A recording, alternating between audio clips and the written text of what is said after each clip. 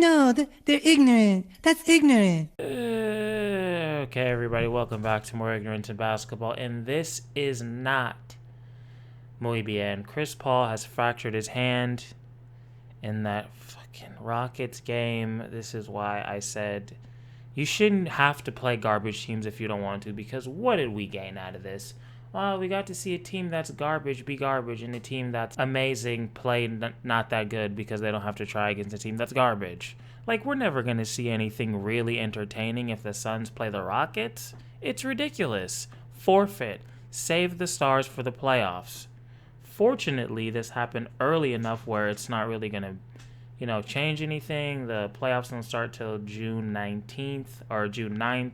So we got 4 months, if I did the math correctly, until the playoffs start. This is 6 to 8 weeks. 8 weeks is 2 months. You see how quickly I did that math. He'll be reevaluated. It doesn't mean he's going to be ready to go in 2 months.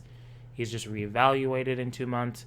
So what's worst case? He's got another month, maybe month and a half. Then he's got a month, 2 weeks or so to get ready for the playoffs. And that's like worst case scenario. Maybe he'll have 2 months, a month, 2 weeks, whatever. Hopefully, and I would say probably, right, he'll be ready to go when the playoffs start.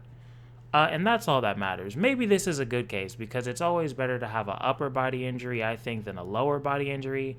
Now we don't have to worry about Chris Paul doing some weird hamstring, knee, whatever injury. So that is good because he is 67 years old. I know they tell you that he's 36 or 37 or whatever, but he is 67. Trust me, I know things. I have information, I have power, and just know that that is the reality that we live in. So, I mean, it's hard to make jokes. Like the All-Star game is happening. I don't want to watch it. I don't want to watch anything basketball related, people smiling, dancing, and all that. No. This is not good news. But if I'm trying to be positive here, here's a positive spin. First off, we got Aaron Holiday now, who has been nothing but great. I haven't talked about him really on the channel yet. I love Aaron Holiday. This guy is like exactly the type of backup point guard that I want. Like, this is who I hoped Javon Carter would have been. Just plays defense full court, can knock down the three very efficiently, clearly, sham it, take notes. He can make plays. He doesn't really do anything dumb. And like I said, he plays hard. So, at least they have options at the point guard campaign. Hopefully we'll be coming back soon. Elfrid Payton is, still there, unfortunately, but that is what it is. I really wouldn't be surprised by the end of it if, actually, I already think Elfrid Payton is out of the picture because in that Rockets game, Aaron Holiday was getting a lot of those minutes and Elfrid was doing a lot of sitting. So I feel like he's already taken his spot. Who's next? Shovelhead. You've been missing a lot of games, Shovelhead. We saw what happened to Nader. Monty clearly loved Nader, and I think the cult thinks too much. Maybe that's why James Jones had to send him packing. And if that is the case, this man is even more of a genius than I thought. Because I thought those Nader minutes in the finals were it's just like, what are you doing? Because he had missed a lot of time. But, at least this will give time for Aaron Holiday to get comfortable with the team because I wouldn't be opposed to this man taking Shamet's minutes. Because what does Shamet really bring to the table? Not a lot. He's having his worst year shooting. He's not a great defender. He's not picking up full court. He's not getting steals, when the other team's taking the ball and making plays like that. And he can't even knock the three-point down. So it's like, what are you here for, Shovelhead? Clearly not enough. And if you're new to the channel, Landry Shamet, or AKA Shovelhead, it is the same person. So I'm trying to be positive. That's one of the few things I could think of. Here's another thing. If you did vote for Devin Booker to be MVP, if you put some money on that, this would help. Because if Devin just balls out and can carry the team for this 2 months, hopefully, that Chris is out, that'll make him look good. He's just now become like somewhat in the running. He's still like a huge underdog. But you never know. Embiid goes down. I could see Devin winning. It'd be tough, but I could see it happening. So now there's like a greater possibility of that happening.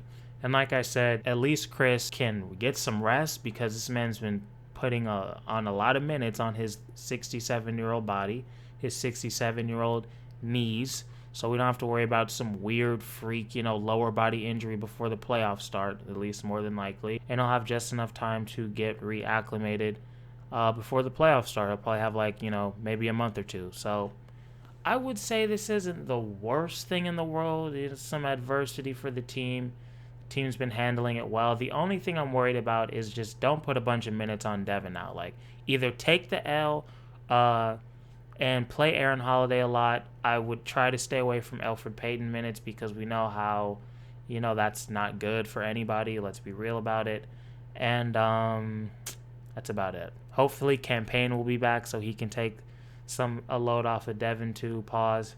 So it's like this is me trying to be as positive as I can with this information. Just I knew it was going to be bad. I didn't think it was going to be 2 months minimum. I guess a week and a half minimum. So, a month and a half minimum, which isn't horrible. Like, it's not good, obviously, but it could be a lot worse. But as soon as I saw him grab his thumb, I was like, fuck, that's not good. He looks like he's in pain. He keeps looking at it. That's not good. And then they said he was going to get an MRI that day. And then when I didn't hear anything, and I was like, oh, okay, maybe it's not that bad. And then I saw him wearing the cast the next day, and I was like, well, that's not good. And then I'm eating dinner. I look at my phone, and I see this. And I'm like, okay, that's not good. So yeah, guys, I don't know. You guys let me know your thoughts. If you see any silver linings that I have missed, I am all ears, trust me. But it's like, at least more Aaron Holiday minutes. Maybe he can take that shovelhead spot. He probably will by the time Chris comes back. Campaign will be back. And Devin for MVP. That's about all I can get as far as positivity goes out of this. But I don't know. You guys let me know your thoughts, and I appreciate it if you made it to the end, and I'll see you in the next one. Peace.